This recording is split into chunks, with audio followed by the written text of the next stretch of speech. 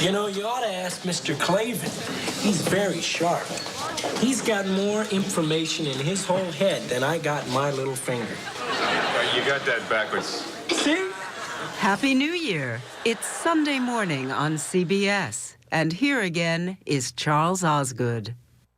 Woody Harrelson made a name for himself behind the bar at Cheers, and since then for his memorable on-screen performances and off-screen crusades. Lee Cowan tracked him down in Hawaii for this Sunday profile. She's probably got a better diet than 99.99999% of all people. Maybe that's because of all people. Actor Woody Harrelson is her owner. The happy hippie, as Woody calls himself, had longed for a place a bit off the grid. Far away from LA's high-priced lunches and the Hollywood spotlight, he once feared might chew him up. I didn't want to raise my kids in LA. I just, you know, it ain't a bad town and there's a lot of good people there, but I just didn't think it was the place to raise the kids. He landed his family in Costa Rica for a while, but then the committed vegan decided Maui was the place to be. Then I just love it here, and I mean, it's got the beauty of Costa Rica, but better produce. That's a different kind of endorsement than the Hawaiian Islands are used to, but Woody rarely does things by the book. On a recent trip back to LA, he came to present the Golden Globe nominees and decided to ad-lib. Best Motion Picture, Drama, Rampart, but I don't see it on the list here. One way or another, he was going to make sure that Rampart, his upcoming movie, got noticed. Hey, what's your problem? It is a gritty film, to say the least, tracking the downward spiral of a rogue cop in the LAPD. His character, Dave Brown, is as angry as he is paranoid. A chain-smoking, dirty cop. Why are you looking to hang me? Why me? Described by some as rotting from the inside out. My question, of all the truly rotten cops out there, why are you after the one guy who gets it? Do you think you knocked it out of the park? Well, that's funny, because when I first saw it, I thought I was terrible. I really did. What changed your mind then? I saw it again. My biggest problem prior to starting all this was just believing that I could be a cop. The first time I saw a picture of myself, you know, come in and put on the wardrobe. Action. And I was like, I don't know, man. Looks like me at Halloween or something, you know. If playing a cop was a stretch, playing an Army officer, whose job it is to notify family members of the death of a loved one in the messenger, was even tougher. Your husband, Corporal Mario Galeno, was killed last night in Iraq. Especially given Woody's outspoken opposition to the war. The Secretary of the Army has asked me to express his deepest sympathy to you. I used to always kind of lump the soldiers in with the war. You know, it wasn't that I had anything against them, but I just kind of put it all together. We're very sorry for your loss, man. That changed, he said, after working with real soldiers and their families. And his was an Oscar-nominated performance. I'd never cried on screen until The Messenger. You've never cried? Never. I think I faked it once or twice, but I never actually cried. And in The Messenger, you couldn't hardly stop me from crying. Born in Texas and raised mostly in Ohio, Woody Harrelson always loved the theater. But another role came calling at the very moment he was getting his first big break on Broadway. This is amazing. In a place where everybody soon knew his name. Hundreds of bottles. Cheers. You from out of town? My name's Woody Boyd. Woody? Hi, I'm Sam Malone. So you had to choose, basically, between going into TV or staying Well, on to Broadway? me, it was a hard choice. I was thinking, well, I need to stay pure. I don't want to do television. I got to stay pure and do theater.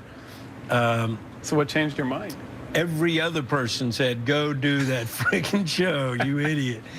I'm a great believer in intuition. It's like when I first saw you, Sam. Something told me you were super smooth with the ladies. Maybe it was that time you walked out of here with 4 of them, 1 on each arm. And there he stayed, winning an Emmy before Cheers finally wrapped in 1993. Were you worried about being typecast, though, in sort of the Woody role? Oh, yeah, I was 6 years on that show without any, without even a nibble. He didn't have to wait long. He's done almost 40 films since Cheers. The pervert is back! His first Oscar nomination came in The People vs. Larry Flint. What's your name? Sophie. Tell everybody the pervert is back. A part he only agreed to take after he met and liked Larry Flint himself. It took sitting down with him and hanging out and realizing how incredible, refreshingly honest he is. Is that what you liked about him? He would say anything.